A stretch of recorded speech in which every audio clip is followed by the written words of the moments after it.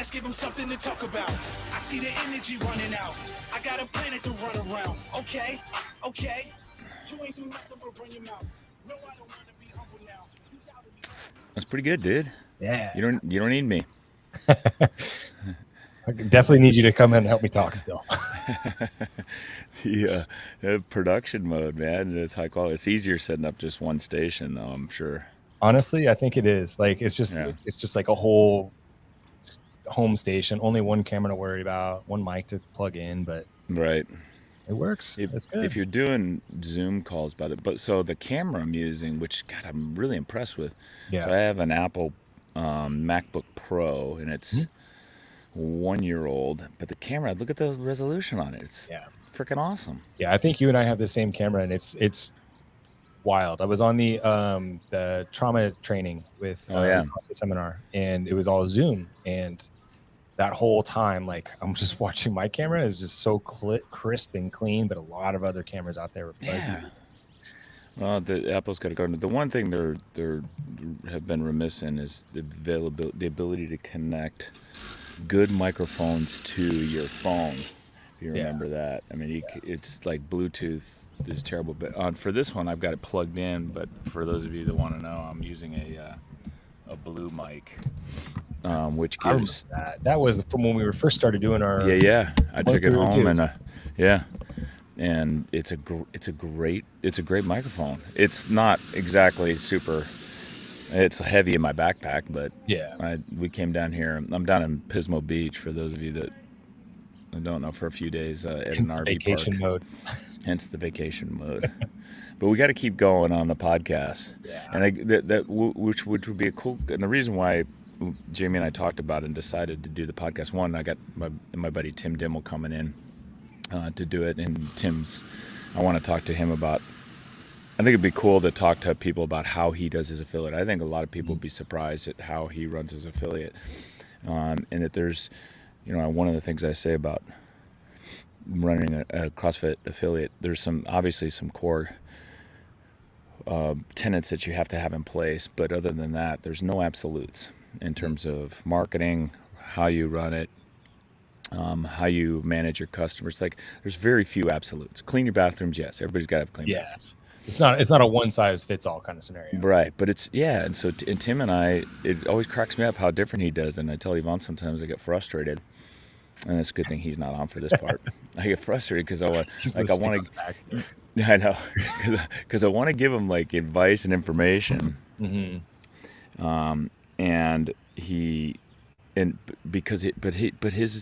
How he's doing it is so good. Yeah. And it works so well for him and his family and his community. So it'd be cool to talk about that. But I thought what we could do today too, since I announced it in my newsletter, is talk about our guest that we're having on the 26th of this month. Yeah. Big time. So Jamie and I talked about getting, at what point do we want to start asking our old crew to be a part of it? Jamie's got tremendous relationships within the CrossFit games community, especially a lot of the OGs. And I like the fact that, OGs are, would be a part of this. And I think we'll keep that as a theme with respect to our guests. Not that we have anything against the newer up-and-comers, but a lot of our members, our community at Diablo, are newer to Diablo, and they don't know a lot of the OGs. And it was really cool to have Amanda Hari on from Diablo, and I was actually really surprised by the depth of her knowledge, the amount of OGs that she knew, and then she's been around a while. Yeah, she has been around a while, but she knew beyond that. Yeah. And there's Tim. He's dialing in. Bring him in right now. And so, he's got to pull out the monster. So, he starts with that. He starts with the bullshit. Hi. Can see you there. He already texted me. He texted me a picture at like 9:55, getting ready for the podcast. How's my lighting? Your lighting's good. Yeah, your lighting is good. Yours is more Jocko-ish. You actually kind of look like Jocko, so that fits. He's older. He's got the grappler look to him. Is he old? Is he older? Yeah. He's what? Oh yeah, he is. He's probably like about 5-7 years old or something like that. Yeah. Huh. That's a nice background you got there, Craig.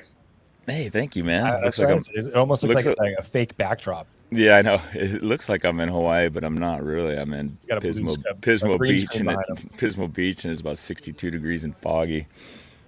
Who knew? We were talking about OGs, that this is something that we want to keep as a theme, is bringing OGs onto this podcast as our guests, because it helps and members of our Diablo community. But we want to bring OGs on when we have guests, because there's a lot of people in our community, in the Diablo community, and people maybe that listen to this podcast that don't know a lot about the history of CrossFit and the kind of the founding principles and how we operated, how we did things. And so it's kind of fun to have OGs on. So you're our kind of lead in to our big guest on the 26th, and not to kind of steal your thunder or your I have no thunder. steal the how valuable this podcast is going to be for everybody. Yeah. It is on the 26th of this month, 2 weeks from now. Nicole Carroll from CrossFit will be on this podcast, and Jamie Lee and I have already been kind of talking about what we're going to talk about. We're both a little nervous about it, but we're testing remote connections too, so it helps to. I've been doing a little. Go ahead. Sorry, go ahead. No. I've been doing a little bit of geeking out on like the journal and just kind of catching up and refreshing on a lot of the stuff that Nicole, she's a great speaker, great flow and great writer. She's exactly. But Tim, this is the first time I think, Jamie, is this the first time we've done two remote? Yeah. Yeah, two remote. Wow. Yeah. Next time we have to have it in the studio. I know. Yeah. I'm managing all the buttons and everything here. Jamie, it's in a studio. Yeah, and by the way, so let's just talk about a podcast that I'm very fond of and that helped inspire us to get this, was the Savant podcast. He's got multiple producers pushing the buttons, clicking, bringing stuff up. Jamie's doing it all by himself today. He's doing everything. He's got the mixer board. He's connecting everybody in. If you need me to pull up any information, I can try to pull that off too. Cool. So you what you classes? direct me. Other words, I'll take it off the rails. Starting with Monster, I do want to get to the Monster discussion, because that's one that Tim and I have a lot of disagreements about the business. And you really you're a fan of Monster Energy? Are we gonna go right into that one? Is that your go-to? Who, me? Yeah, Tim. Greg. I know No. Greg is. Is Monster Energy your go-to drink for a workout? For a workout? No, I don't need it. Maybe a I don't need that for a workout. I just like it. Yeah, but tell us why you like it, and why you drink Monster Energy, and why you think the brand is important to, and a good fit for CrossFit. Well, I don't care about that. Okay. No, I just like it. I've drank it for years. I mean, I had it. Well, put it this way: the preference would be Red Bull first, but that's more expensive, and so Monster's like half the price. And it still tastes good. Do you drink coffee? I do. Okay, so Monster. Morning, but that was early. So is Monster just like is it an energy drink for you? Just kind of give you an extra pick me up in the day? I'm not good with drinking water, so I don't really like water. Okay. I always need something like with some sort of flavor. Okay. So then, What about like O2? I have those, but I don't know. They used to have 16-ounce cans. Originally it started 16-ounce cans, and then they went to 12 ounces. It's like it's just not quite enough. I'm a volume drinker, just like candy. I need volume. I need like large amounts. I don't need like a small little piece of chocolate. I need like a lot of, like a whole box. Yeah, a binger. Some you could say that. So, what about the negative influence that this has on your children, Tim, and the impact on their long-term health? Monster Energy. Luke's the only one that likes it. Okay. And why does Luke like it? I don't know. Probably because he. Is it mountain biker? Well, he prefers Red Bull as well. Oh. But that's more expensive. And he doesn't drink it very much. How old's Luke? He'll be 13 on Saturday. Luke, for those of you who don't know, Luke is a badass mountain biker. Yeah. And Monster is very prevalent within that community. Yeah. It is. Red Bull is too. Red Bull is too. Yeah. But what's interesting in the discussions that Tim and I have had around this subject is that sport, those sports, which are fringe sports, they're not necessarily mainstream sports, but extreme sports, but they thrive on the contributions of their sponsors. And so those sports get more visibility. They get more support for actually holding events and competitions, and as a result, they draw more kids into it. So it's one of those things that you give up maybe the health consequences that come with the implied negative health consequences that come from a caffeinated sugar drink, in exchange for a support for a really cool sport and something that gets the kids outside and being active. You could argue it's a double-edged sword, I guess. Yeah. What's funny is didn't a bunch of the CrossFit gamers, right, get sponsored by Monster and different energy drinks or Rain? But I don't see posts about it. I don't know. Maybe I don't follow enough of them, but are they posting it or are they just taking the money? Because I'd be like, well, that's just kind of them. It's the difference between sport and CrossFit, right? There's CrossFit as a sport, and there's CrossFit as a health and fitness training program. Right. I don't think you see Monster on the 100 Words of Fitness. I think what troubled I think the thing that troubled the CrossFit community is that Monster has partial ownership by Coca-Cola Company, and I think people see, and I'm and I don't know, maybe I'm coming around a little bit on it, but people are seeing the beverage companies as the demon and the largest contributor to childhood obesity, and I don't. The more and more and more I read, I don't necessarily. I think that certainly those beverages provide an inordinate amount of calories, extraordinary amount of calories with excessive consumption, but I don't necessarily believe that they are the primary driver of childhood diabetes and childhood obesity. I grew up drinking a lot of pop. Yeah. I mean, I grew up in Michigan originally, and I drank a lot. That's interesting, right? Yeah, so did I. Dude, it was always in our house. Mm-hmm. I mean, if anything, we had the caffeine free. It used to be called Pepsi free. That was favorite. I remember that. That was the taste that we liked. But it was full sugar, man, and we were drinking it up like crazy. I wasn't really a big kid. I just played a lot of sports and was super active. I think, as far as some of the CrossFit community or whatever, the people that get upset, I think they just like to be upset. I think they just it's rage and anger and all that stuff. It feels good, right? I'm pissed off. I'm, they just need something to direct it at because it's something, it's the same as I was laughing, right? Because I was telling, my kids that I was going to do this, and they're like, "Oh, are you guys going to be super salty?" And I was like, "Probably," but right, the story when we're at the games. Jamie Lee, you don't know this one, but maybe we told you. So it was me and Craig and Dusty Highland all hanging out in 21. Staying in the same hotel, eating together, traveling together, sharing cars, everything. And my daughter, right, Nicole's traveling with us. And so she's subjected to all of the conversations.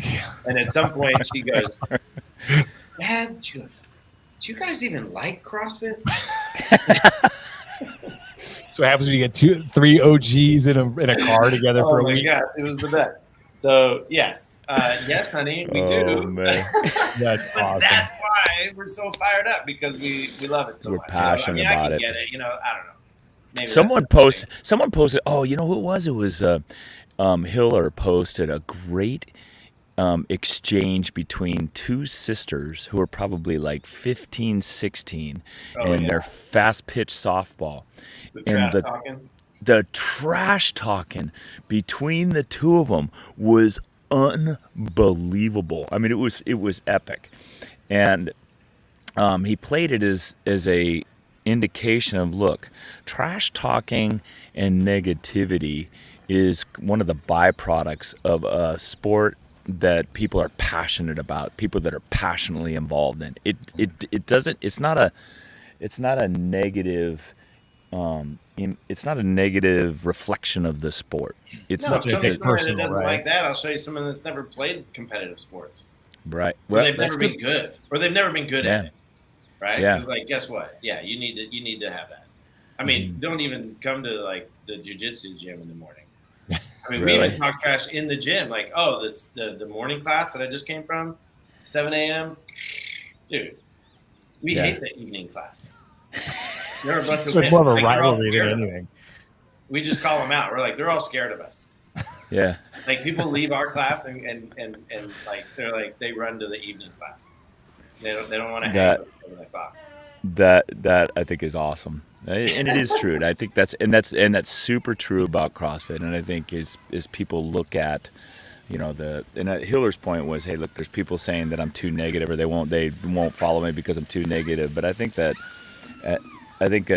we've gotten to a position in society where it's people are afraid of the negativity, and a lot of times the negativity is used.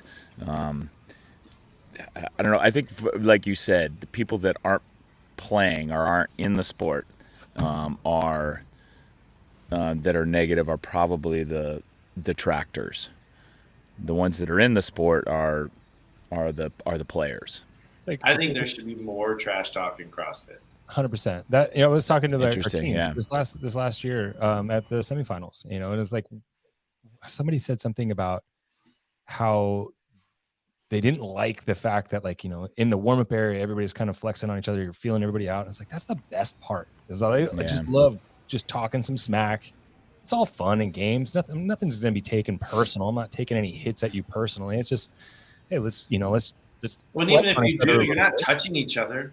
Oh, yeah. Well, not like jiu-jitsu when you're throwing each other around and actually trying to submit. You don't get to touch each other.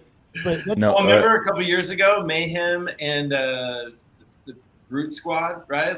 And they were going back and forth. That was awesome. That makes for good TV. Yes. Well, it's interesting. Pyam used to say that about CrossFit and how to get more viewership. It's unfortunate. It's one of the things about CrossFit. Everybody's so friendly. Everybody's high-fiving each other even when they're competing. I remember the one with the beach run where they showed Spieler high-fiving someone that was coming the opposite way, and then we get the athletes that stand around and cheer for the other athletes at the end of an event, which personally don't do that to me. I hate that. But don't be the last one waiting. No, what CrossFit Masters athlete once told me, he goes, I wish when I register for the games there was a box that I could check says no pity, and you click that box, and then the judge has to say, hey, everybody back. He clicked the no pity box, but to Pyam said, man, CrossFit needs an enemy, man. It needs a bad guy. It doesn't have any bad guy. It doesn't have any villains. And Ricky Garrard was for a short period of time the villain. But you think about sports, and whether it's baseball, football, it's or wrestling, right? Even it's based upon that, and it draws people in. It creates a competitiveness amongst the fans that I think is healthy for the sport. Oh, it's fun. I mean, it's like look at NASCAR. Dude, no fighting. Yeah. Oh, they love it when drivers fight. Oh yeah. That's right. But I would tell when the couple times that going to the games and stuff, and it was going to be on screen, I was like, they're like, oh, how can I watch you? I'm like, you're probably not going to. I was like, there's two ways to be on camera in CrossFit. I was like, you're either first or you're last. Yeah, it's a really good point. To steal the Ricky Bobby. You don't want to be on the last part. And they're like, hey, look at our leader. Or waiting for this person to finish. Cheering you on. Oh my God. Like, oh, What's so true though? I've done both.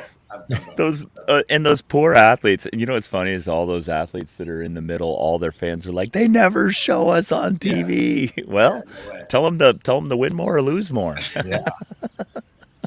That's right. Checkers or wreckers. That's the. I had a sister-in-law that was in NASCAR, like marketing. And, and that was their thing. Like the sponsors, they just care about camera time. So they were basically checkers or wreckers. Like you're either winning and you're going to get on camera, or you have the biggest crash of the race, and then you're going to be on camera, and you'll be on ESPN as the crash of the race, and the sponsor's like, yes. Listen, I would even argue to Hiller's point that I think Hiller is super beneficial for the sport. He has been in terms of drawing attention to, especially the video submissions, the range of motion, what's accepted, what's not accepted. Like that has been awesome, and everybody is certainly more thoughtful, including me, about what we put on our videos when we submit them to CrossFit. And even in competition, I'm certain that people are more thoughtful about it because of Andrew Hiller. But the other thing that he's created is a little bit of that bad guy, right? Yeah. Good guy versus bad guy, right? Yeah. I'm in the Danny Spiegel camp. I think she's an amazing athlete. I think she should be at the games. I think that he's been unfair towards her. Why should she be at the games? She didn't make it. I know, but don't get me started. But my point being that I'm a fan of Danny Spiegel, and he's drawn me in. I was ambivalent about Danny Spiegel. I kind of knew who she was. I was told she's very nice, and she's certainly very strong. But I've been drawn into that kind of Spiegel versus kind of CrossFit. She should be the heel. She should lean into it. Yes. Like John Daly. She could be like the John Daly of CrossFit. Yeah. She could just be right there and just be like, yeah, so what? Yeah. What are you going to do? That's what John Daly does, right? Yes. Right. And dude, we loved to watch John Daly. He still draws a huge crowd. Oh, yes.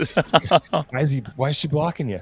Oh, do you even know Wad Zombie? End up on one of the memes? Do you even know Wad Zombie? Yeah, that's why I was thinking that. I can't understand. But we wanted to. She should lean into that one. She should lean into that stuff. Absolutely, 100%.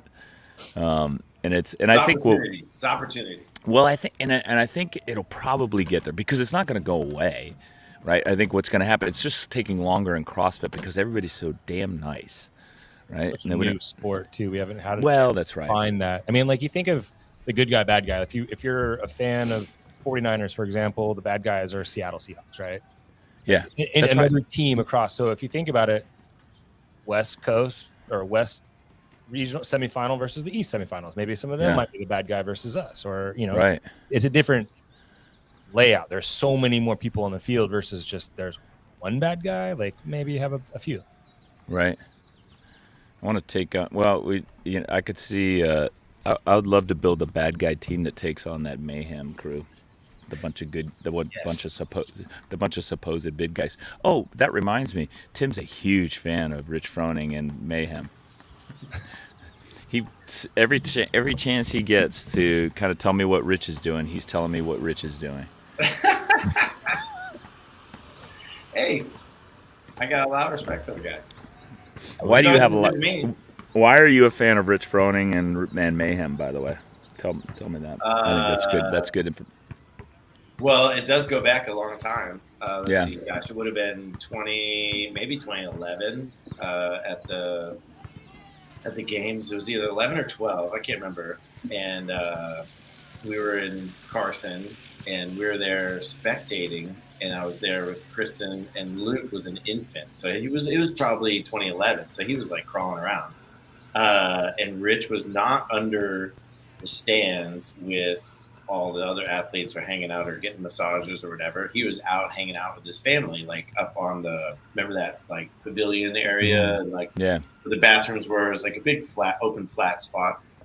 And So we're over there kind of in the corner, and like Luke's just like walking around. I mean, he's an infant, so he's like crawling around. We're just letting him get around, and and Rich is just sitting down against the wall. He like crawls over to him, and he's just like totally into this little kid that he doesn't know, and he's just like playing with them. And Luke's just fascinated. Just, hey, look, here's another person, and so that was like the first interaction. So he was like super cool with with a little kid that has he's on his way to win his first CrossFit Games, right? And he's like taking the time, for some little kid, right? And he wasn't like, hey, scram, hey, I got to get my recovery.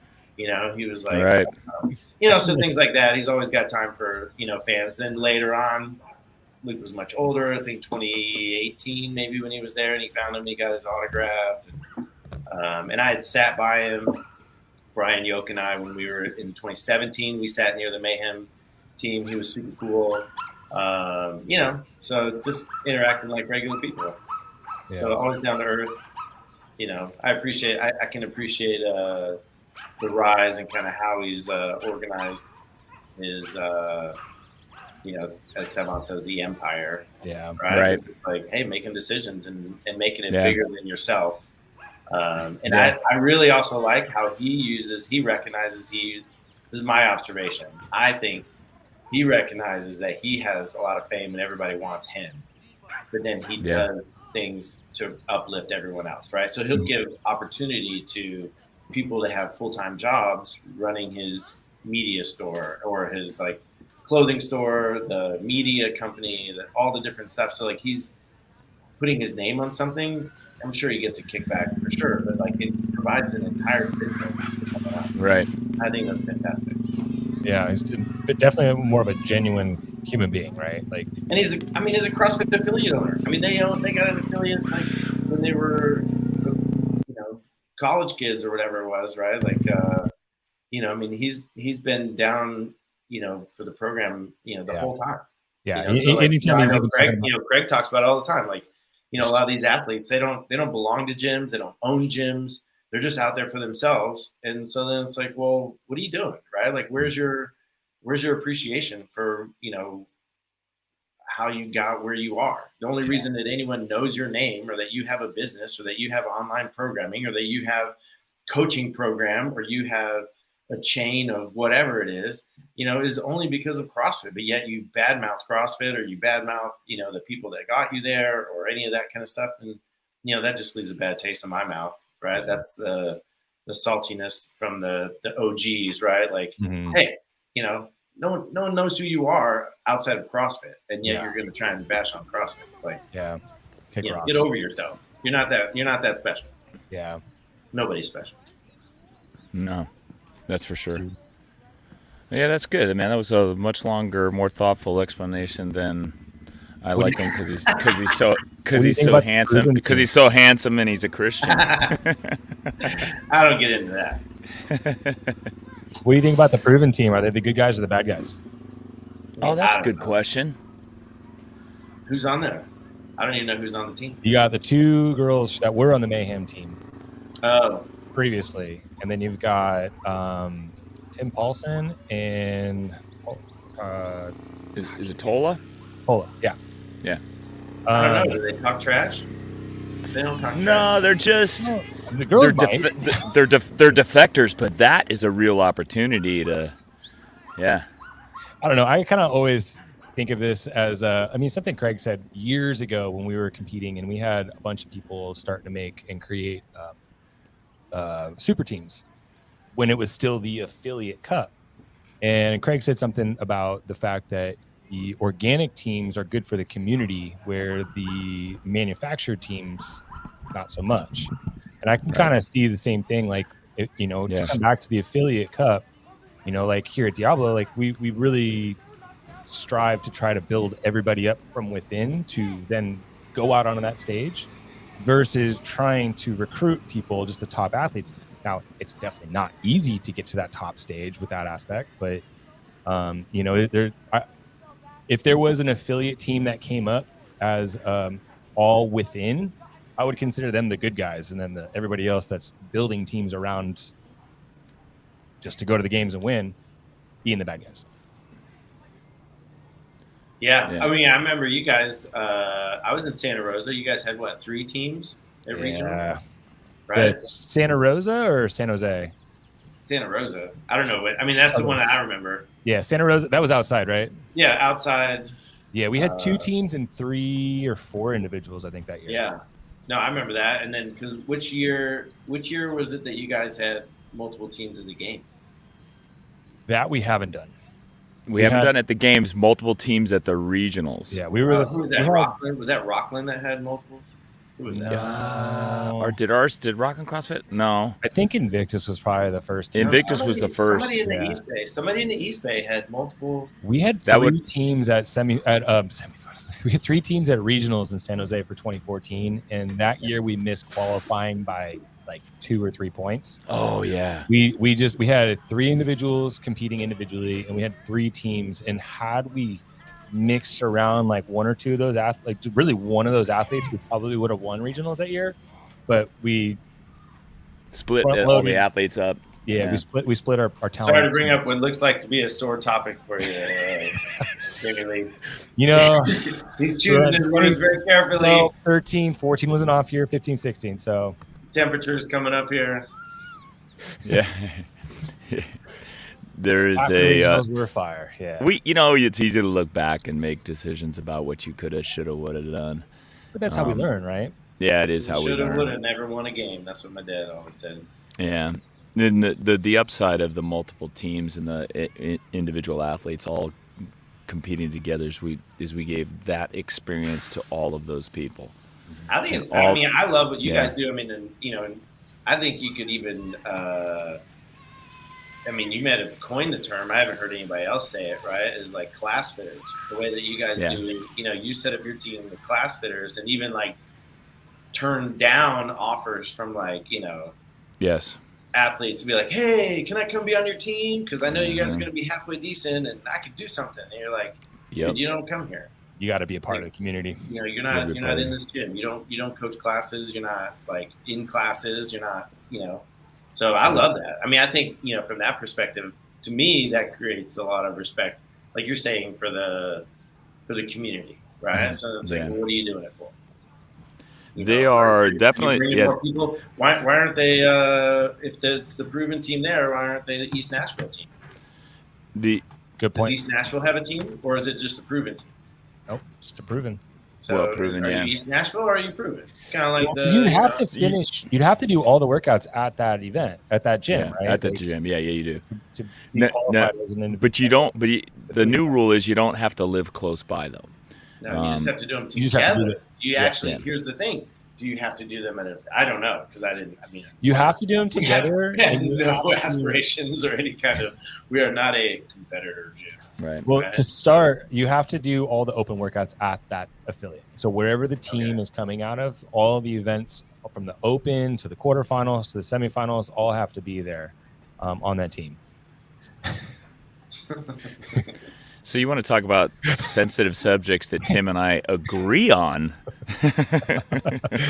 Just good at that guy thing. Philip Kelly just posted it. Will there be an NCFit team next year? Well, I think there will be at the fitness games, but at CrossFit games there will not be, because NCFit, according to their website, they don't do CrossFit. So maybe by then they'll post that they actually are a CrossFit gym, and then they'll start doing CrossFit. Yeah, I didn't see anybody score out of that affiliate this year. Yeah. But that's a sensitive subject. Can you tell? We'll see how that develops over the next year.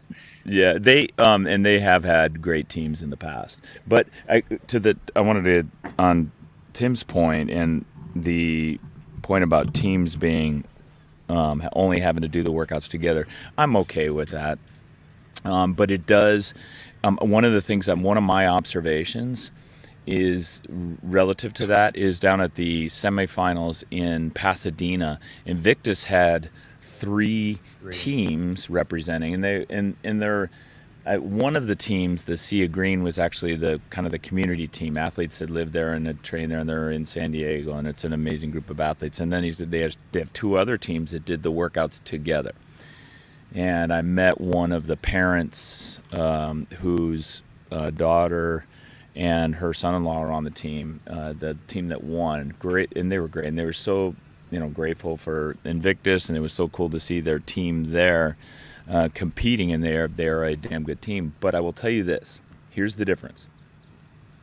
You guys remember, Jamie remembers, Tim, you remember too, at the semifinal or at the regionals in the past, Invictus, if you went and Invictus was there, they literally had it, and that's where the name Sea of Green comes from, the stands full of people, all wearing green. They were passionate about their athletes that came out of that gym and were competing. This year at semifinals down in Pasadena, 3 teams, there were a handful of fans. Jamie, did you see any groups of green fans anywhere sitting together? No, not like years past. Like no, that's definitely not. What did you call it? And that's the difference. The Puddle of Green. Well, I think There was well, a that couple would here go and into. I mean, we could change the topic a little bit, because then that goes into what's your point? Like, what's your purpose, right? Like, what is it that you're trying to do? Is this trying to help the gym? Is this trying to help the community? Are you trying to just like make some money or give some people, or like get attention, get some, social media posts and likes, or are you trying to, contribute to helping people?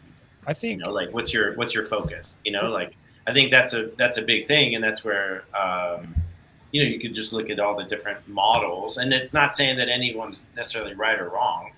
Right. I mean, that's why, like, we don't, I joke about it, but like, we don't have any aspirations of competing as a team. I don't even like sign one up, right? Like, whatever it costs, I'm like, well, I'll save $10. Like, why would I bother to, I mean, they used to rank you as a team, like a team, you just select, oh yeah, hey, we're going to be a team. And so then the people, whatever, right? I mean, I think they should still do that.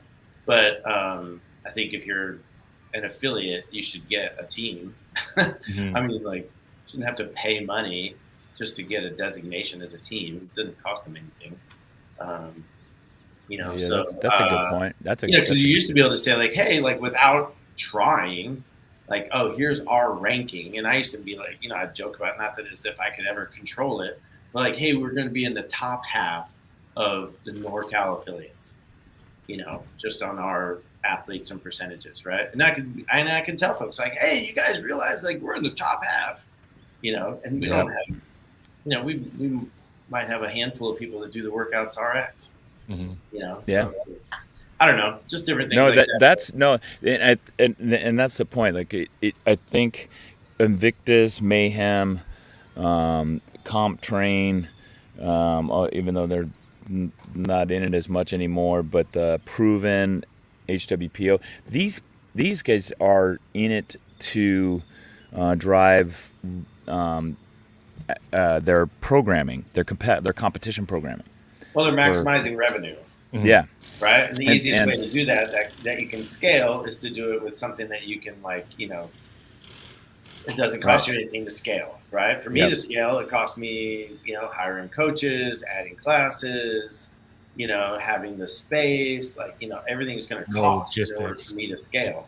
Right. Whereas, like, for them to scale, I mean, and, arguably, like, with PRsAllDay, like, how much does it cost you to add 10, 20, 30, 50, 100 people?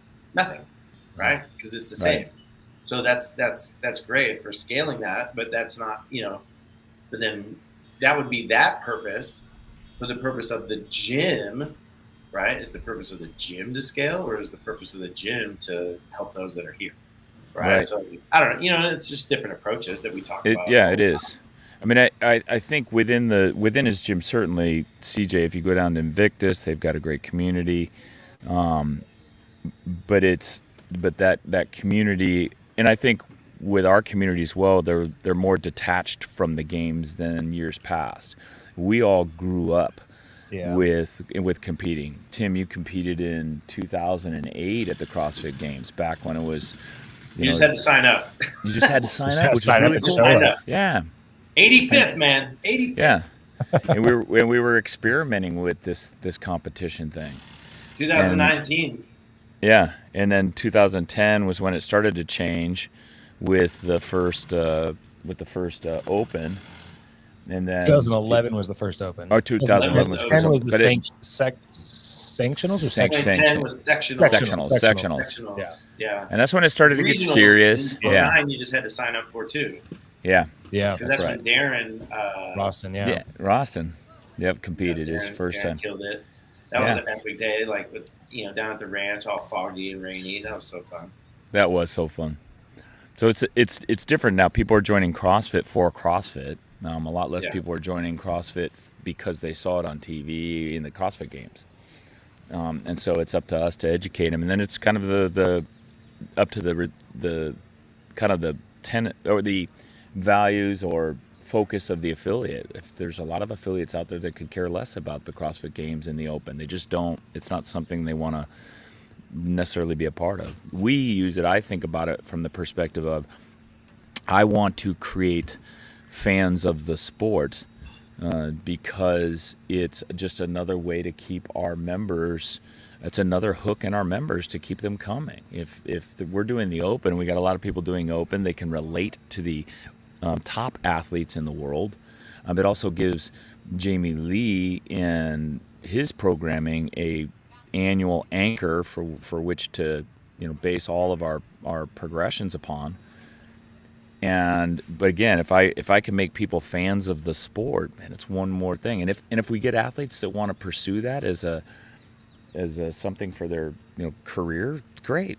I'm all in. We'll support you in every way we can. And then our community, guess what? Our community is way more behind it. We had 25 people down there at the and we had four volunteers that went down and volunteered, and 25 total people, not including the athletes down there watching and participating.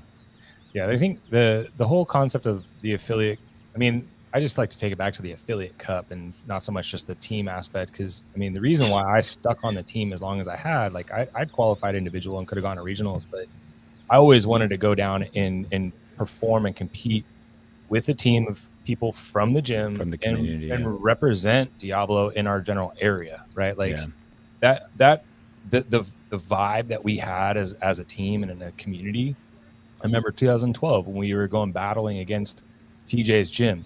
We were back in the staging area, and it was just talking with TJ's gym as we're getting ready to go out. You just hear our crowds just literally battling back and forth. Yeah. And honestly, I got so much juice out of that just to continue on for the years afterwards. It's, for me personally, it was way more fun to compete as a team to represent our community and what we do here than it was to go out and try to see how fit I personally am. Yeah, what's interesting is those are teams that were born out of gyms that had been around before the games. Diablo and TJ's had been around 5 or 6 years before. He was one of he affiliated after his gym had already been around for a number of years, so his community was behind it as well. And then you think about Mayhem. Mayhem's gym was built after Rich Froning dominated at the games. He started the gym after, so his was kind of born out of his success as a CrossFit Games athlete, and that might be a distinguishing characteristic or distinguishing difference between each of us. It's interesting. Tim.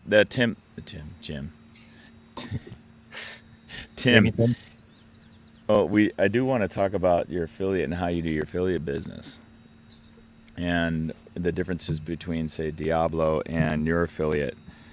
Well, we're great and you're terrible. How's that for trash talk? Here we go.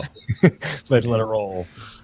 It's funny because I'll try to. Tim and I, we'll go mountain biking, we'll go, whatever we do together, train together, whatever we do, and I'll give him input. I'm like, have you thought about? And he'll say, well, yeah, that won't work for our group, for our community. You give him input because he asked for it. Is the question. Right. Tim. No, wait. I know. I have good responses now. Oh, there's an idea. Just hang on one second. My wife is texting me from the RV across the way, asking for the Wi-Fi password. Now, what's funny about that? Don't give it to her because you're gonna lose. Well, your no, service. I gotta hurry up and say this before she gets into the podcast. Starts listening to the podcast. There is no password. It's literally just click. Meanwhile, my daughter knows this, and she's in the RV, and she's just not telling her. That's messed up. Cold-blooded. It is cold. Okay, so we run different shows. What do you want to know? Yeah. Well, so for example, what do we want to tell them? Well, no, Sarah's for example, asking what we're talking about. So I know. So it's cool because, so for example, just on the class side of things, our members can come to whatever class they want. They sign up, we show them around, and then we'll ask them, what time do you think you can come? But it's not necessarily to ask them if it's okay if they come at the time. It's more that we ask them. We just want to know, we want to tell them about the coaches that might be there at that time that they're going to come, and whether or not the class is going to be full. You, on the other hand, when people sign up, you tell them which class do you want to sign up for. Distinctly different models. Like, I can't even imagine telling people, hey, no, this is your class. You're going to be coming to this class. Why does that work so well in your area and for you? And is that the OG way of doing it? It doesn't. Yeah. Where'd you get that idea from too? That's what I want to know. OG, too. I'll give them the shout out. JT, Jeremy Teal at CrossFit Central. And then giving the shout out to the old school CrossFit Journal, because when you start out, when you're opening a gym and you don't know what you're doing, you should be reading or watching videos because they had a tab, I think, for affiliate, right? Like on in the message like that, so you could watch things. Because what's his name? Is it Skip Chase? Who's the guy up in Washington or something like that? His model is totally different. So I remember, but there was a great thing I remember from him. I'll come back to that. So Jeremy Teal put on like a series. I think it was like a multi-part series, and just on like how they run their gym, right? And so they kind of branded it the closed class model, and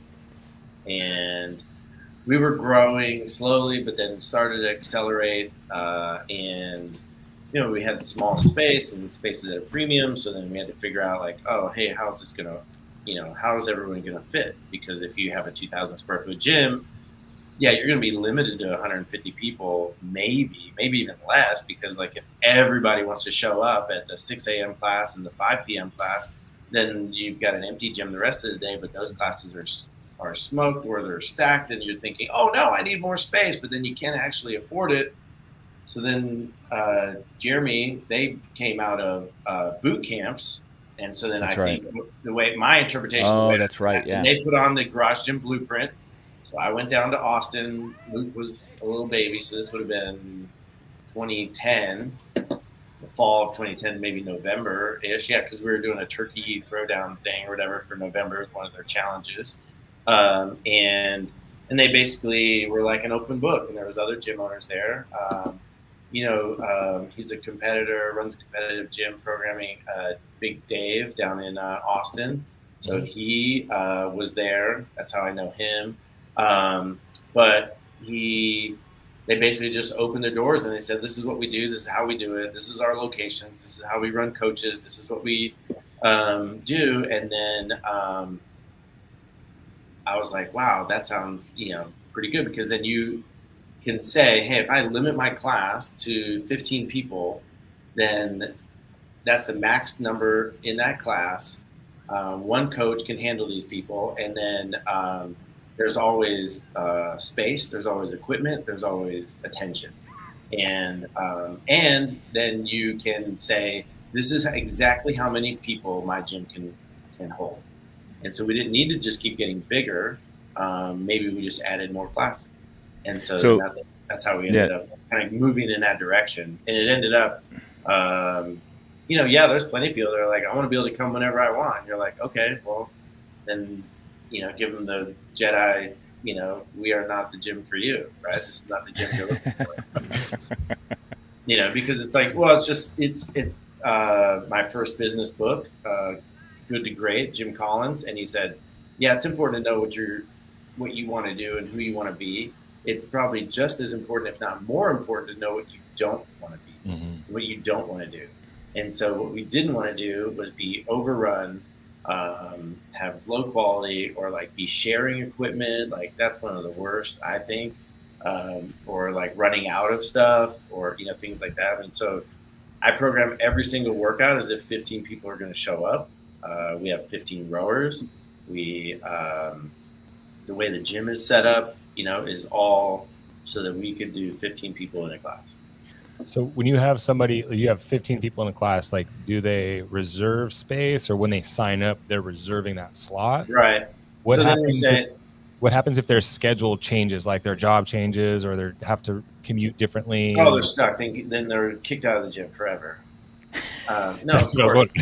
Yeah. No, I mean, it's like, but we're not a fly by night, like, oh, hey, this week I need to do this, and then this week I need to, that's not the model, right? So our programming, and you can appreciate this, Jamie Lee, is so our programming, if you're like, hey, I want to come in 2 days a week, great. So what time would you like to come? Let's say noon. Okay, great. So noon, Tuesday, Thursday, that is your class. You can count on those 2 workouts work together. Right, you're not gonna be doing burpees on both days. Both days, yeah. Unless you're late, and then yes, you're doing burpees because you got to buy into class. And anyone that says, and there's a lot of haters out there that are like, don't make your people do burpees for being late. They need to make sure that they're okay. Oh my gosh, give me a break. You know what time it is. You're not late to work. Show up, right? If you can't show up, you're disrespecting your class. You're disrespecting the other people in class. You're disrespecting yourself. Show a little self-respect. And if 20 burpees is going to put you out, then I can't help you. Jedi mind trick. Give me a break. Here's a great example. This is what Craig is waiting for. Here's a great example. Had a visitor she's from Uruguay, but she's Argentinian. She shows up the other day, and she's late. She's a visitor. She had to get an Uber or whatever. And she walks in the door. We're already doing the warm-up. And I'm like, hey, of course, it's the most welcoming thing. Hey, you're late, right? And she's like, yeah, sorry, whatever, had to get a ride. And I'm like, okay. I was like, you have to do 20 burpees to buy into the class. And she's just like, she just drops down and starts doing burpees. So while she's doing them, I said, I go, and then we get into where are you from and blah, blah, blah. And I go, what do you have to do at your gym in Uruguay when you're late? And she just looks at me deadpan as if what kind of question is that? She's like, 20 burpees. No. And I'm like, did you yell it out to the rest of the class? Universal. It's a universal standard. You're late. Ah, shit. Do 20 burpees. Did you guys hug too after that? Oh no. But she was totally fine with it. She's like an Oh adult, my God. This is one of these subjects where Tim and I will diverge on. Although burpees for not introducing yourself to anyone new. I love that. Tim and I should be. What was that show where they traded wives and you trade wives for a week or a couple or. Yeah, wife swap show. Yeah, you and I should do that for our gyms. I should go over to your gym for a week, and then have Tim come over and do Diablo for a week. I especially in the afternoon when people stroll in. Well, so anyways, it's not usually a big deal. I mean, they're a little bit late, and you know what? Here's the funny thing: it's always the same people, and they know what to do, and they show up, and they come in. They get their notebook. They come. They get in their spot, and they just start doing burpees. And you don't need to I don't even call attention to them, right? It's just whatever. Yeah. But part of what you do. If someone's late, especially even a visitor or a brand new person, and they're late, guess who everyone's looking at? They're not looking at the person that's late. They're looking at me, and they're saying, "Is he going to make them do burpees?" And so guess what? You're doing burpees. Because it's not about you anymore. It's about me. Because they're going to think that I've gone soft or something. So just so anyone that's listening, when you go to CrossFit Palo Alto and you want to sign up for CrossFit Palo Alto, you're going to be asked for a class time, and that's your time. And he may not have room for you, in which case you'll talk him into maybe doing a different time, a class that's not full. And then you could get on a wait list for that class.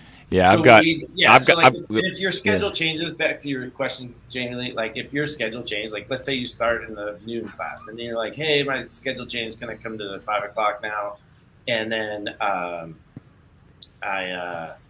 it's like, okay, cool, but you're changing your class time. Yeah, right. Yeah. So you're making an appointment, right? So so many people, what do they come in? They say, hey, I want some discipline. I want some accountability. I want all these things. And I'm like, great, I've got just the thing.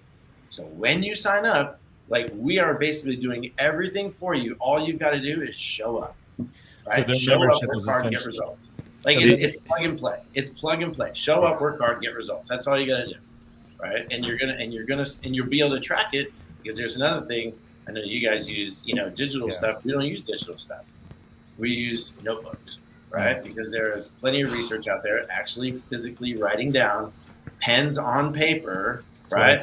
Puts it into your brain. And here's one of my favorite things is that when you get 100 workouts in your notebook and it's this thick or whatever it is, and you're like, oh, whoa, look at the physical representation of work that I've done. Mm-hmm. I think it's really cool, and people really enjoy it because then they can go back, they can flip through. Today we're doing a benchmark workout, and people can go back and say like, oh, when's the last time we did this? And we can look it up, and you can flip back, and they can see, and they can just remember.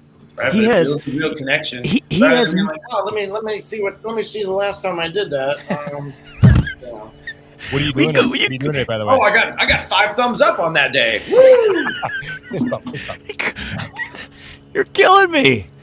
I go into his gym. I come visit him. And on the left hand side, first of all, is his fucking refrigerator full of Monster energy drinks. On the right side of his gym are these milk crates full of the notebooks. Yeah. And then I come home, I tell Yvonne about it. She goes, well, that's what I do. And I'm like, oh. So I've got members right now that are probably going to listen to this. First of all, my morning class people, where there's now 20 to 22 people in class going, oh, I love the way Tim does that. Let's cut off the 5. Look, Greg, you can sell stuff, right? You can sell a notebook. You mean that's not attached to membership? That make these things, right? Craig, didn't we have that exact same thing for a while? Yes, for a while. That is beautiful too. Yvonne's gonna want one. Yeah. I'll save one. And then but my morning members are gonna be like, "That's awesome. Let's lock in our time at 5 a.m. because they're all there at 5 a.m. And then my afternoon people are gonna be like, "Don't ever do the burpee thing for us." I mean, 20 burpees. Your warm up. I mean, our warm up is like, it starts with, generally speaking, jumping jacks, air squats, and push ups and sit ups. Yeah. Right. So what is it? It's basically burpees. Moving your body through some space. Yeah. This is turning into a terrible podcast. Terrible? What are you talking about? Yeah, because I'm gonna get emails. I'm gonna get people cornering me now. Oh, let's Craig. When are we get? When are we? It's a great podcast. Yeah, it's about me. When are we? When are we? I love it. Tim coaches sports. Take a lap. Take a lap. That was good. That was great. Oh, Philip Kelly, you're not helping me out. But I like that. I do like the visual, and that's what he. There was a company called Sports Journals, but I think they went out of business. Yeah. If somebody wanted to know, I can send them whoever makes mine. I can't remember who makes mine. Yeah. But I can find out.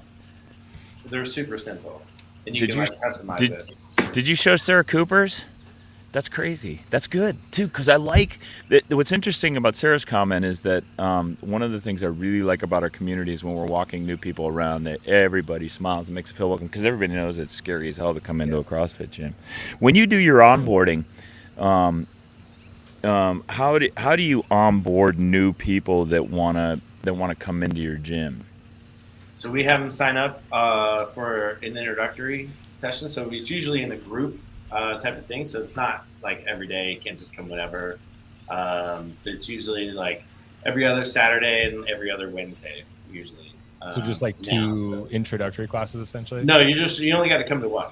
Oh, okay. Right. So basically it's like, this is where, and we're going to run you through it. Like, you're not going to remember it, but we're going to run through like, hey, what is CrossFit? Like, what is the idea of CrossFit? What it is, what it isn't, how we do it, right? So we kind of explain the schedule, the programming, and we tell them like, listen, you're not expected to know what any of this means.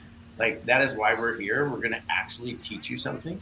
This is adult PE, right? Like, this is all the stuff that we never learned in American schools, right? Now we do get a lot of people that they didn't go to school in America. That's fine. But like, they have no idea. So it's like, hey, we're going to teach you, and you're not going to know what to do. And you're going to be Silicon Valley executive that's used to knowing how everything works. And you're going to be like, you can't squat, right? Like, so let's fix you, right? Mm-hmm. Like, that's okay. This is what we do, right? Like, that's just our job. So So we just tell them that we teach everybody how to swing a kettlebell, because that way we can have like a benchmark thing. And then we do a really, basic workout that involves kettlebells. So it kind of puts it right in and just reinforces it. And then they get to decide. And I tell them from the beginning, I go, hey, believe it or not, my goal is not that you would sign up today. My goal is that you would have a good experience with CrossFit and with PRsAllDay, because you're on your own journey. And if we get to be part of that, great. If you need to, send me an email in 18 months. I think our record is 18 months after an intro, someone sending me an email and saying, okay, I'm ready. Which was awesome, because what that told me was that she had been thinking about this for 18 months. Yeah. So it's like, cool. And we do the same thing with nutrition. I tell them it's the most important thing, but I don't shove it down their throat. I tell them, like, listen, we're going to come in, we're going to learn how to get fit, we're going to learn how to move, we're going to get better. When you are ready, then you're going to say, okay, I want to make the change. Like, what else can I do? But in other words, nutrition's like religion. No one's going to convert until they're ready. Yeah. So if I beat them over the head day one, you got to start changing your ways, and you got to start eating this way, and you got to eat the way I think that you should eat. They might not come back. I've done the zone, I've done macros, I've done, carnivore, I've done all the different, I've done, here's an old school one, warrior diet. If you're in the old school kettlebell world, right? Ori Hofmeckler, something like that. But, I've done all these different things. Well, in that moment, that was the best thing. But you know what? Let's figure that out. And I'm not even going to be the one that tells you what to do. I'm going to say, because we use Jason, Falcon that we got from Craig. And I'm like, all right, let me hook you up with Jason, and his people are going to help you in your relationship with food, right? Because I put the fun and dysfunctional when it comes to, eating and food and stuff. So, and everybody usually laughs at that, but I'm like, I was like, hey, I'm not going to squeeze you into my mold. So whenever you want to do something, you let me know. But in the meantime, we're going to learn how to squat. We're going to learn how to do pull-ups. We're going to learn how to, move right. And we're going to have some fun. Because if they're having fun, then they're going to come back. Yeah. Similarly, I think about it from, I don't want them taking on two new habits. If you're learning CrossFit, that's a new habit. You're learning to build that habit. I don't want them to also try and work on their nutrition at the same time, because if they bail out of one, they bail out of both. I've had people come in and tell me, I smoke. Should I quit smoking? And I tell them, nope, don't quit smoking. Keep doing CrossFit until you're sick of smoking. Yeah. Nice. And you'll quit. But so when you put them through that onboarding class and that one class, and then can they jump into class immediately after that? Yeah, because we have coaches here. So, because I deal with you not knowing you, yes, but people listening right now don't understand. Well, Tim's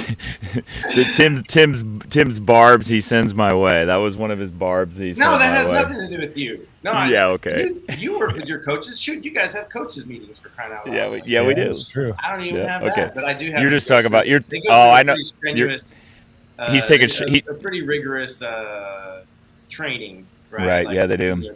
To be one of ours, so that they know. So our members know, hey, if they're getting put in front of them, this is like Tim talking, right? So you're either going to do this or you can get out, because I'm going to have the coach's back, right? I'm always going to err on the side of the coach, and so same here. But when you do that, right, you don't have these problems. But new people jump in, yeah. Well, just because she asked it a little bit ago. We don't use CAP programming. Yes, we do our own programming. I'm a big fan of that. I'm a big fan of, doing we do have some coaches now, and we're super blessed with how, some are kind of coming up and some have shown up. And, but we, I could run everything if I had to. Right. And so I program accordingly. And I program for our location and for our population. Yeah. Right. So our flow, one of my favorite workouts, and I even tested this just because it's been so long. We've been in this location for 8 years. One of my favorite workouts is Holly Man. That's 30 rounds, right, of wall balls, handstand push-ups, right, 5-3-1, wall balls, handstand push-ups, and heavy power clean. it's a fantastic workout, and you can really sprint it once you get, fit, and you're just like, you're just churning through it. And then, but that worked great at our old gym. We could flow off of a wall. There was a flow of the workout. You guys could do it because of the flow of your gym and the way it can go from wall balls in towards the middle, right? But the way ours is with the rig and just how everything works, man, it just doesn't work. And so like I tested it on a Saturday, and I even told them, I was like, there wasn't many people there. I go, this is a test.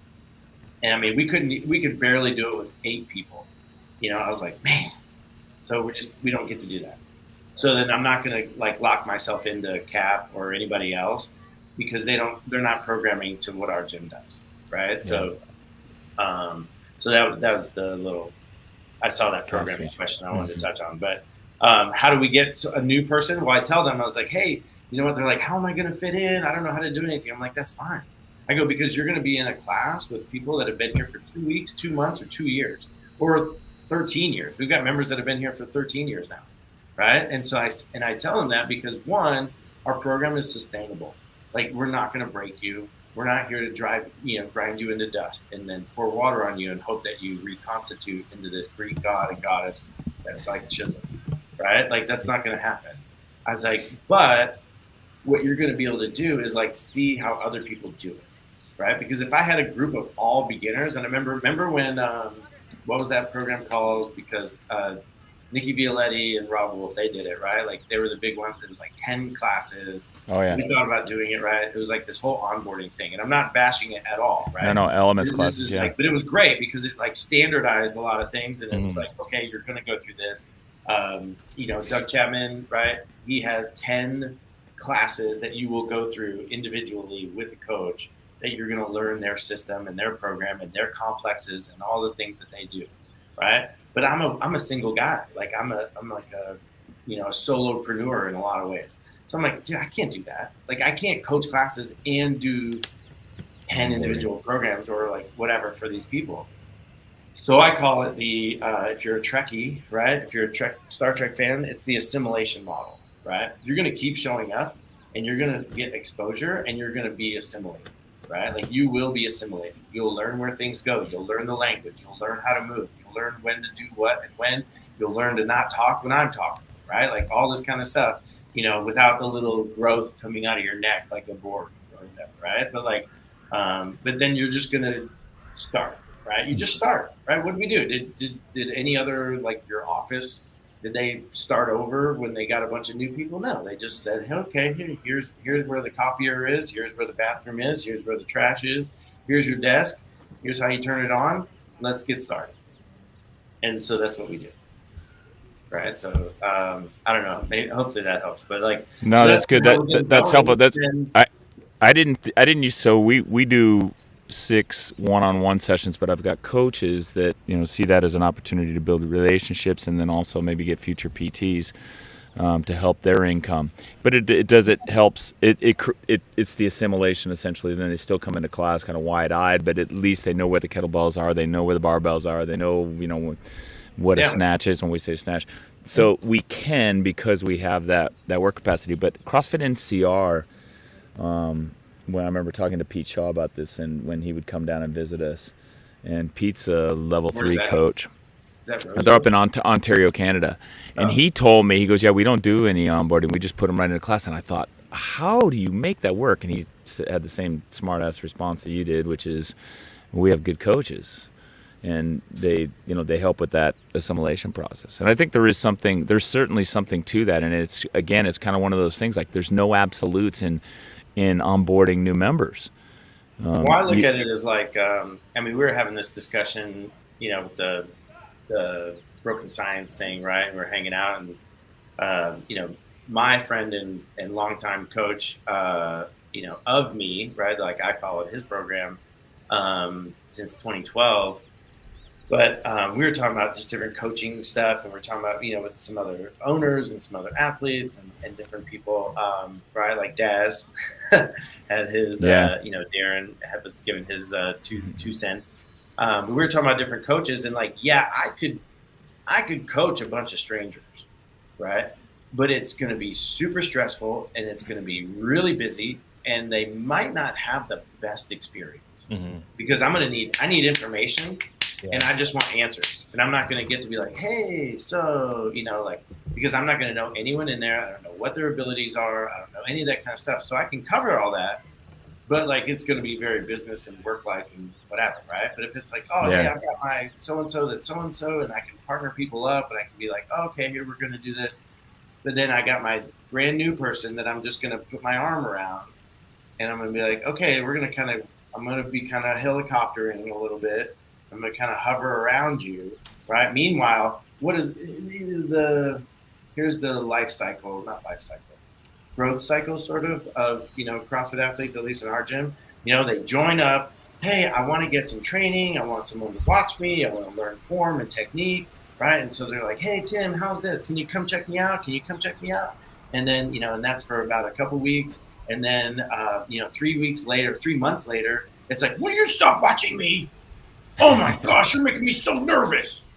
And it's like, okay, so now I have to watch from afar. And, I need to be a sideline parent or a sideline coach and just kind of come in when they need it and then get back out. But it's just a different thing. But I that's one of the things I love about it is that it does get to be different, right? There might be those gyms like, hey, they're just churning and burning and just going through it. And like, okay, you're, and we're going to get everybody through, and we're going to get you hot and sweaty, and we're going to go through this. And then there's others that are going to be like, hey, let's make sure that you're leaving with a smile on your face, and like that we're going to laugh and joke and have some fun, get to catch up with people and whatever. And Kevin's been traveling through Europe, so we got to hang out with him today. And Elise has been in Spain and da-da-da, you know what I mean? And we're like, oh, cool. And we got some work done, and you got to work out, and everybody's happy. When you hire a new coach, because I know you just hired a new coach, do you assign that coach to the classes, or do you assign them to a schedule? Which takes priority?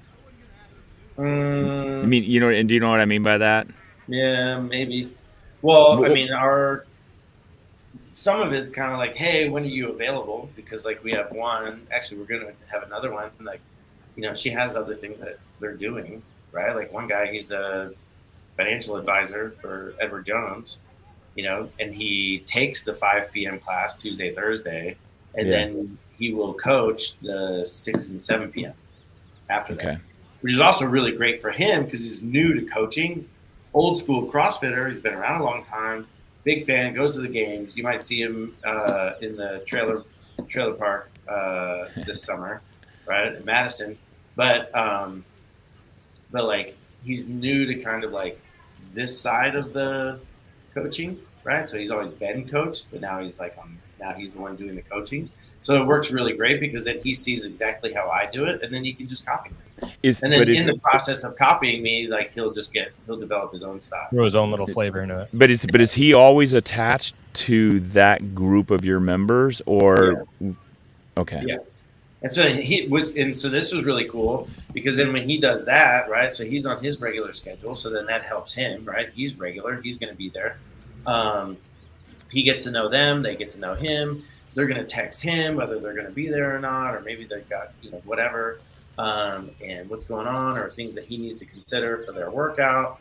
So he's already got it in their mind. Okay, so-and-so, they hurt their foot skiing, so they're going to be on the rower, so I can have that set up, whatever, right?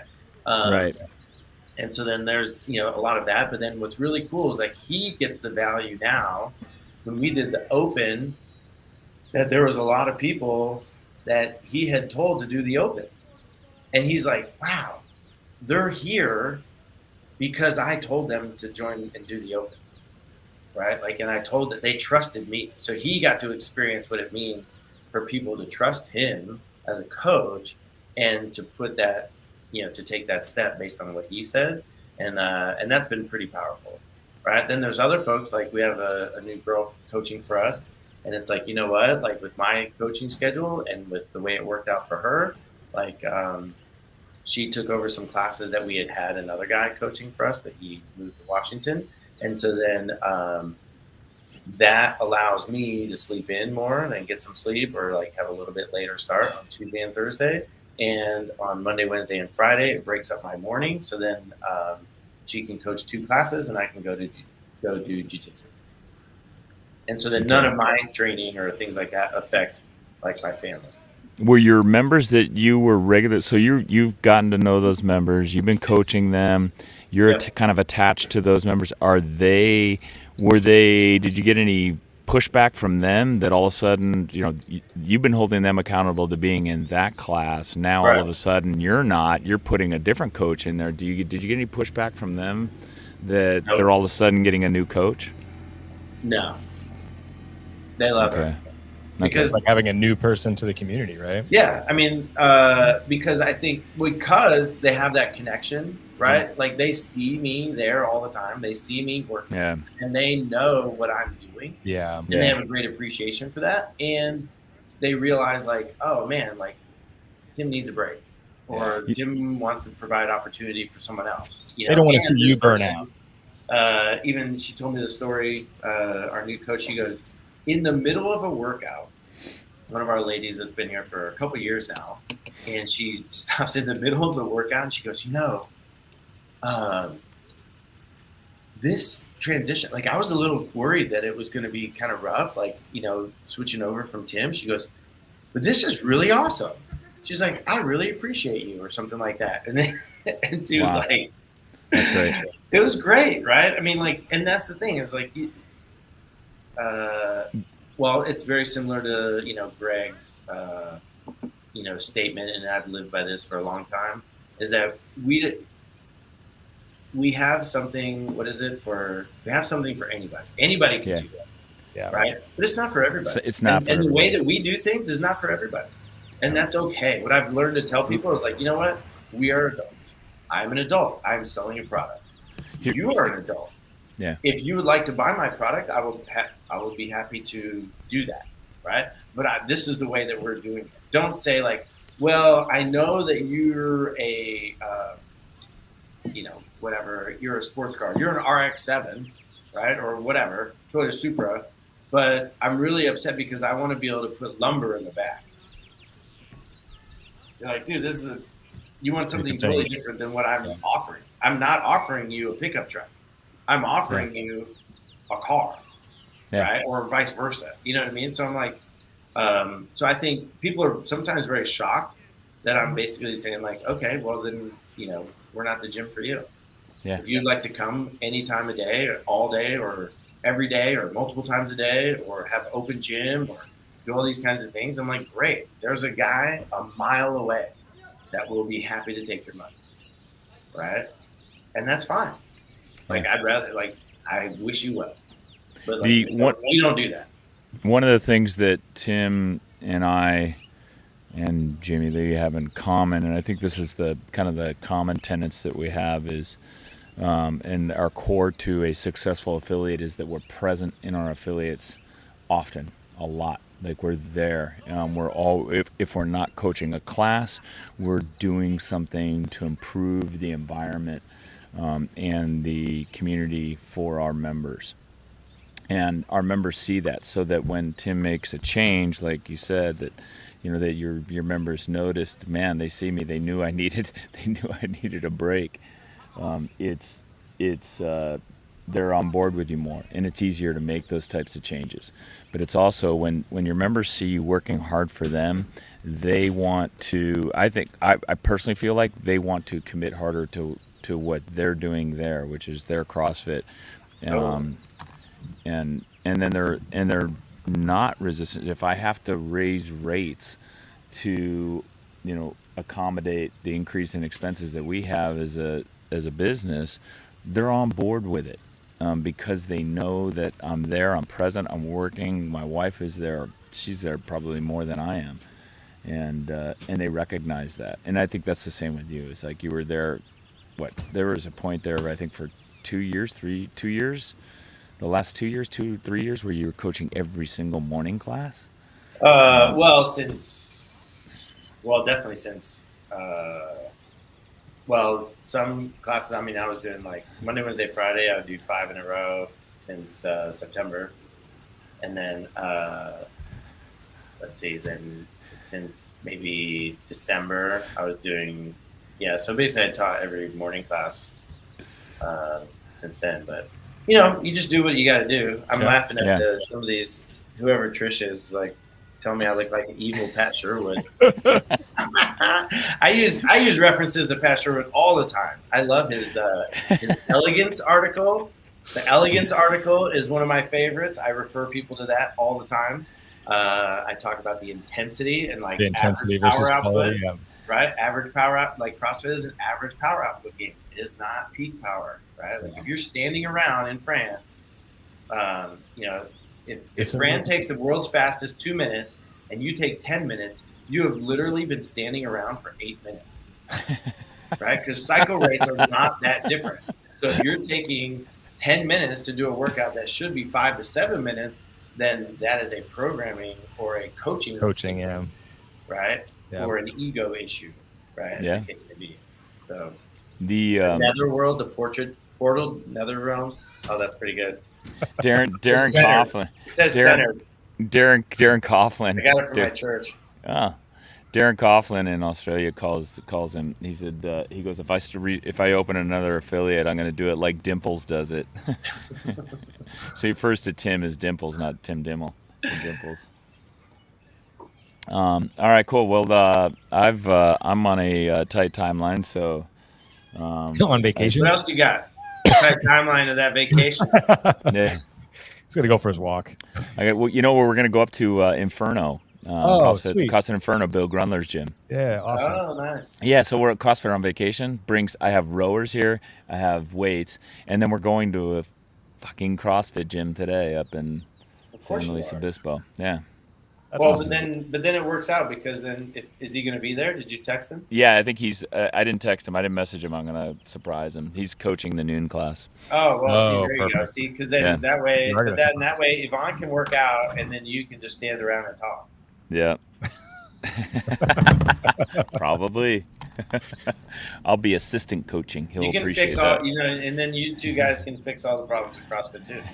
Yes, we will do that. Do you need any more help? I got some stuff I got to tell him. So. You can call in, right? Yeah. Well, listen, dude. Thank you very much for being with us today. It was awesome to have you on. That was really good. I want to have you back because there's a couple more subjects we didn't even touch on, and we didn't even get into COVID. I know we didn't get a COVID. We didn't get into Tim was my buddy through COVID, and then we didn't talk about your hobbies, your mountain biking, your RC cars, and we especially didn't talk about your awesome family and your amazing ultra endurance wife too that Tim talks about. My smoking hot wife. Yeah, she is. She's awesome. So anyway, Jamie, thanks for putting this together this morning while I'm on vacation doing all the work. Thanks for calling in, guys. Yeah, thank you guys. Appreciate it. Appreciate you. Cool. All right, you guys. Until next time. Cheers. Right. See ya.